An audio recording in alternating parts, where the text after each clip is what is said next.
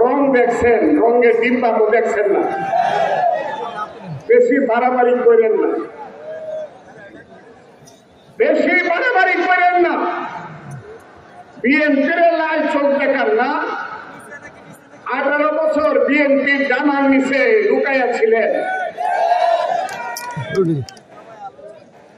দেশনেত্রী বেগম খালেদা জিয়া শাড়ির আঁচল দিয়ে সন্তানের মতো লুকিয়ে রেখেছিল। এখন একটু সুযোগ পাইছেন, আর এমনি স্লোগান দেওয়া নৌকার দানের শীষ 2 সাপের 1 বিষ। হ্যাঁ, আপনারা তো মনে আছে আপনাদেরকে যে আশ্রয় দিয়ে পারলো, সামান্য একটু সুযোগ পাইছেন, সব দখল করে ফেলছেন। এখন বলতেছেন সব ক্ষমতা আমরা নিব, বিএনপি আর আসতে পারবে না।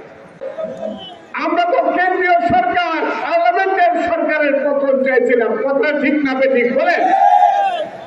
পার্লামেন্ট সরকারের পতন চেয়েছিলাম বলেই তো কেন্দ্রীয় সরকারের পতন চেয়েছিলাম বলেই তো এখন কেন্দ্রীয় সরকারের ইলেকশন হবে।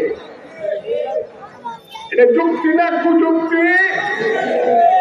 এইটা যুক্তি। হাসিনা গেছে, প্রধানমন্ত্রী নাই, সরকার নাই, কাজে আমরা হাসিনাকে তাড়াইছি।